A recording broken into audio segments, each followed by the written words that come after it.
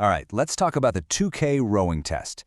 Today, we're going to break down the ultimate guide for it. My goal here is to give you a clear, expert-backed strategy so you can not just survive your next 2K, but absolutely smash it and get a new personal record. So let's get you ready to master that machine. This right here, this is the core idea we're building everything on. You know, when you're deep in the pain and the mental battle of a 2K, this one single thought is your anchor.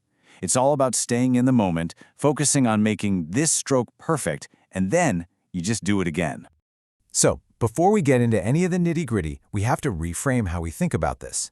So many of us look at the 2K test and see this huge, scary monster on the calendar. We need to flip that script. This isn't some horrible ordeal, it's your chance. It's a stage to show off all the hard work and fitness you've been building for weeks, maybe months. It's an opportunity. Let's start treating it that way. And this is absolutely key. The people who have the best races aren't the ones who somehow find some magical, superhuman gear they never had before. No way. They're the ones who are just locked in. They're able to focus, block out all the noise, and row their own race from the first stroke to the very last. Success comes from just executing the plan you've already trained for. Okay, so we've got our mindset right. Now let's get into the practical stuff. These are the critical details that you control before the clock even starts. This is where you take command of the machine and get your body ready for business. First things first, you absolutely have to understand the difference between the fan setting and the drag factor. That little lever on the side that goes from 1 to 10, it's unreliable. Seriously, it's inconsistent from machine to machine, and it can even change based on the room's temperature. The drag factor, on the other hand, that's the real objective measure of resistance. You must set your specific drag factor every single time. It's the only way to guarantee the machine feels exactly how you've trained for it to feel. With the machine all set up, it's time to warm up. And look, this isn't about getting tired, it's about priming the engine. You're going to start with about 7 to 10 minutes of light, steady rowing, just focusing on good technique. Then you'll ramp up the intensity with 3 sharp sets of 10 hard strokes at increasing rates. And to finish it off, one last 20-stroke burst right at your goal race pace. This gets you warm, dialed in, and ready to go without draining your battery. So here it is. This is the map for your entire journey. A 2K isn't just one giant monolithic block of pain. It's actually a series of distinct phases, and each one has its own little goal. You're going to start strong, stay consistent, stay tough and headstrong through the middle, and then you unleash the sprint and finish with absolutely nothing left. All right, let's break down that first half. This part is all about setting your rhythm and sticking to the plan without letting that race day adrenaline take over.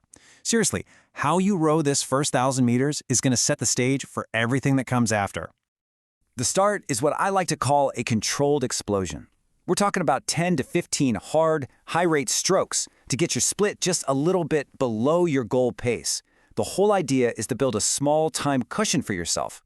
But the key here is not to waste precious energy doing it. By the time you hit 350 meters, you need to be settled and locked right into your target split and rhythm. And now we're in the second 500. This is where you just disappear. You get lost in the rhythm. Your only job right now is to hit your goal split on every single stroke. Don't do math in your head. Don't try to project your finish time. Just focus on the stroke you're on, complete it, and then take the next one. That's it. Okay, we're past the halfway mark, and now we enter what is, without a doubt, the most important and the most difficult part of the entire race. This is it. This is where PRs are made, and this is where they're lost. Let me introduce you to the Phantom 500. It's this brutal stretch from 800 meters to go all the way down to just 300. You're past halfway, sure, but the finish line feels impossibly far away. Your mind starts playing tricks on you, and this is where the real test actually begins. Physically, it literally feels like the machine just got heavier, like it's actively pushing back against you on every single pull. Your goal is not to fight it. Don't tense up, don't try to muscle through it. You respond with good technique. You stay efficient, you stay long, and you stay calm. And on every single stroke, the machine is asking you this one simple question. Your lungs are on fire, your legs are screaming, and that little voice in your head starts to whisper, do you really want to keep going this hard? And your answer has to be a firm, non-negotiable yes, every single time. You hear that question, you answer it with another powerful stroke. You just manage this section with a cool head, and I promise you, you will set yourself up for that PR. You did it. You survived the Phantom 500. You can feel the finish line now, you can almost taste it. This is where you turn all that pain and all that grit into pure speed and empty the tank for that personal record. But listen, timing here is everything. If you start your sprint too early, say before 300 meters to go, you risk completely blowing up. If you start too late, you leave time on the clock.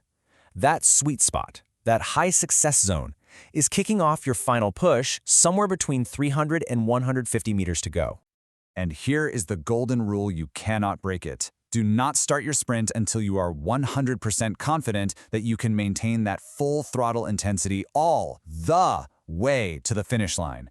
A well-timed sprint feels incredible. A poorly timed one where you fade at the end, that's just devastating.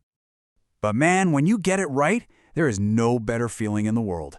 You go for it, you hang on, and you just watch as those tenths of a second start dropping off your split with every stroke. You're closing out the piece stronger than you even started. So let me leave you with this final thought. We spend so much time and energy worrying about what happens if a 2K goes badly. But let's just flip that question. With this plan, with this focus, and with all the training you've put in, what if it goes well?